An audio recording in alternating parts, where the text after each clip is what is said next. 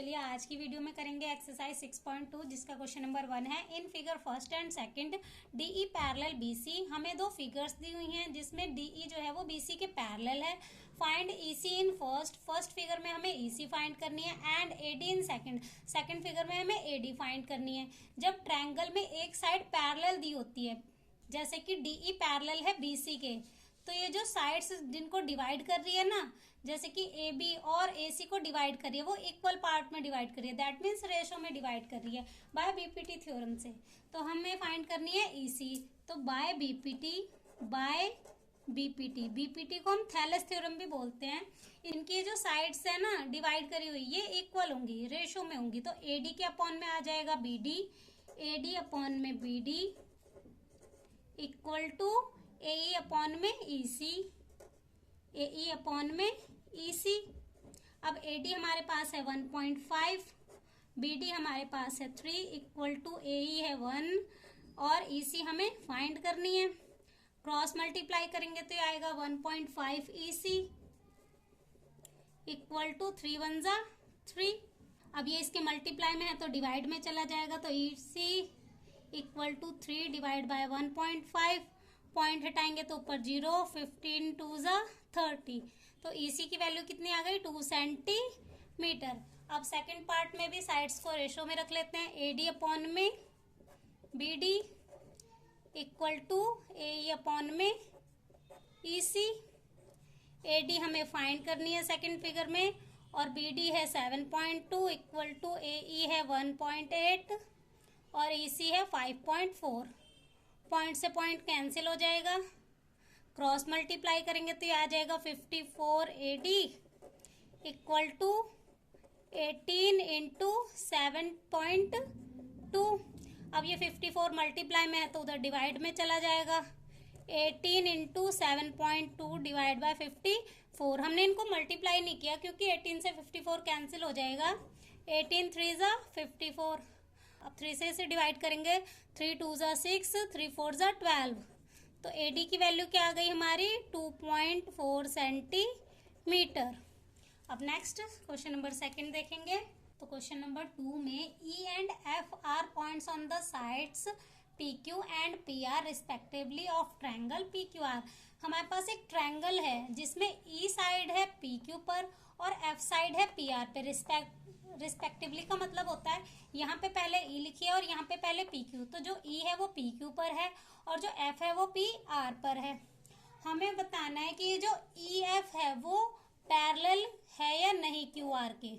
जो E F side है वो क्यू आर के पैरेलल है या नहीं। तो उसके लिए हम इनकी साइड्स को देख लेते हैं। उसके लिए इनकी साइड्स अगर रेशो में होंगी तो ये इसके पैरेलल है, अगर रेशो में नहीं होंगी, इक्वल नहीं होंगी, तो ये पैरेलल नहीं है। तो इनकी साइड्स देख लेते हैं। पहले पीई अपॉन में ई क्यू, पीई अपॉन में ई क्यू। पीई हमारे पास कितनी है फर्स्ट में, फर्स्ट केस है हमारे पास पीई हमारे पास है 3.9, तो पीई हमारे पास है 3.9। उसके बाद हमारे पास ई क्यू कितनी है 4। तो अब इसका पॉइंट हटाएंगे, नीचे 0 लगा देंगे तो ये हमारी हो जाएगी 39/40। ये तो कैंसिल नहीं होगी किसी से। तो अब देख लेते हैं पी आर। तो पी एफ अपॉन में एफ आर। पी एफ हमारी कितनी है 3.6 और एफ आर है 2.4। अब एक नंबर के बाद दोनों में पॉइंट है तो पॉइंट से पॉइंट कैंसिल हो जाएगा। ये 12 के टेबल से कैंसिल हो जाएंगे। 12 3 जा 36, 12 2 जा 24। अब इनकी जो साइड्स है वो रेशो में नहीं है, इक्वल नहीं है। तो ये जो ई एफ है वो क्यू आर के पैरेलल नहीं होगी। तो हम लिखेंगे क्योंकि बिकॉज पीई अपॉन में ई क्यू इक्वल नहीं है किसके, पी एफ अपॉन में एफ आर के। देयरफॉर, ये बिकॉज का साइन होता है और ये होता है देयरफॉर का। जब ऊपर 2 डॉट और नीचे 1 डॉट होता है तो ये बिकॉज होता है और 1 डॉट ऊपर 2 डॉट नीचे तो ये देयरफॉर होता है। Therefore E F is not parallel to Q R. ये जो ई एफ साइड है वो क्यू आर के पैरेलल नहीं है। अब सेकंड केस देख लेते हैं। सेकंड केस में भी साइड्स की रेशियो देख लेते हैं। पीई अपॉन में ई क्यू। पीई है हमारी 4 सेंटीमीटर और ई क्यू कितनी है 4.5। अब पॉइंट हटाएंगे तो ऊपर 1 0 लग जाएगा। अब 5 8 जा 40, 5 9 जा 45 और पी एफ अपॉन में एफ आर। पी एफ है 8 सेंटीमीटर और एफ आर है 9 सेंटीमीटर। अब इनकी रेशियो इक्वल है तो बिकॉज पीई अपॉन में ई क्यू इक्वल है पी एफ अपॉन में एफ आर के, तो देयरफॉर ई एफ पैरेलल होगी क्यू आर के। जब इनकी रेशियो इक्वल होंगी तो ये जो साइड्स हैं वो पैरेलल होंगी। अब थर्ड केस देखेंगे।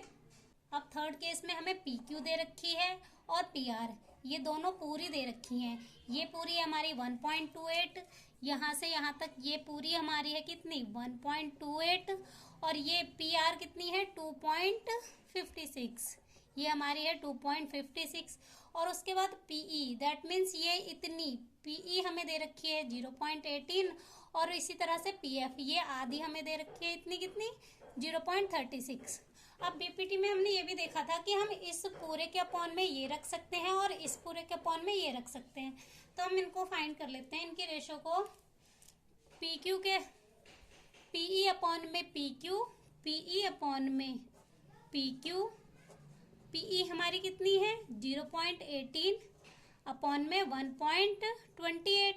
जब इक्वल नंबर के बाद पॉइंट होते हैं नीचे और ऊपर तो वो कैंसिल हो जाते हैं। यहाँ भी पॉइंट के बाद 2 नंबर है, यहाँ भी पॉइंट के बाद 2 नंबर है, तो ये कैंसिल हो जाएंगे। 2 से कटिंग कर लेंगे, 2 9 जा, 2 से कैंसिल करेंगे, 2 9 जा, 2 6 जा, 2 4 जा, तो कैंसिल करके हमारे पास आ जाएगा 9/64।